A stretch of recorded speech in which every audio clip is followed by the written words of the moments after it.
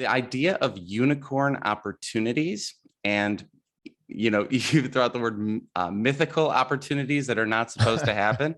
And it's just I think such a cool mindset around careers, because I think sometimes we have this very limited view of what our lives and our careers could be. And I would even say some people that I talk to have sort of a career is not even supposed to be fun. It's supposed to be miserable in some ways.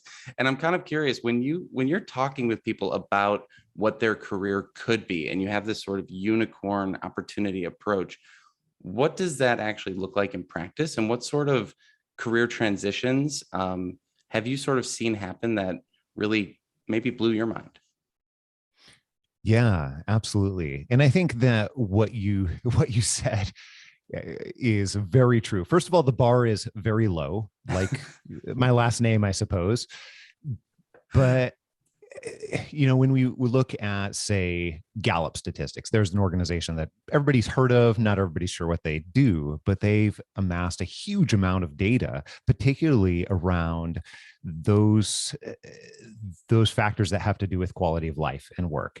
And if you really dig into their data, unfortunately, only about 4% of the world has what they would call great jobs, like great work, like work that they are enamored with. Those are my words, not their words, but work that they really legitimately, dare I say, enjoy. Mm. So the bar is really, truly low, which means the expectations are low too. Also, at the same time, to answer your question, very often when we work with people at our company, Happen to Your Career, or when people hear, our podcast, so also called Happen to Your Career, then they're surprised because we're very focused on how can we help people first and foremost identify what their version of extraordinary is, which there's, you mentioned those unicorn opportunities, and a really simple way to think about unicorn type of opportunities as it relates to work are those opportunities that are not supposed to be real, right? They're impossible. They're mythical. They're like a unicorn. It's like catching a unicorn, right? So, and that very much is those 4% of what almost no one has in the entire world. And I want to change that. I badly want to change that because I've seen the benefit of people having work that does fit them or does fit their version of extraordinary or their version of ideal. It ranges from health benefits. It ranges to more productivity. It ranges to just a drastically different quality of life. So to more directly answer your question,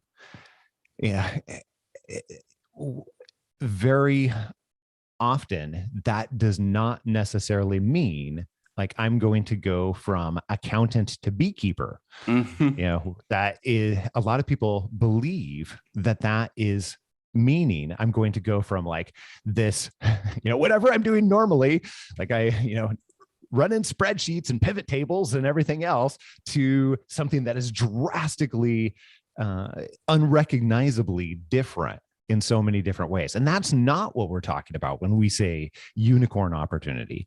In fact, many times we're talking about the things that matter so much more. Those things like, hey, is it providing the right type of growth for you that really allows you to grow in a way that's healthy, but also potentially enjoyable or more fulfilling for you? Is it working for the way that you want to build a life? If you have kids and you're traveling, 89% of the time, that's not necessarily particularly great. Or if you want to be traveling, 90% of the time, and your job is keeping you in a cubicle, that's not necessarily that helpful either, right? So part of unicorn opportunity is establishing what really is that ideal for you. So here's a couple examples, because that's what you asked for, right? So one in particular, I think about Laura. Laura was, in her situation, she was already pretty well paid. She was she worked in sustainability. She actually led a pretty sizable team overall. And she had moved up the ladder pretty rapidly over about 8 years or so. The problem was she was really very, very, very bored. Very bored, so bored. She had moved up rapidly and then was no longer experiencing the type of growth. And what was even worse, this sounds kind of crazy, she was surrounded by all these people who actually really did have some amount of passion for their job. So she felt like she was coming in every single day and basically faking it, right?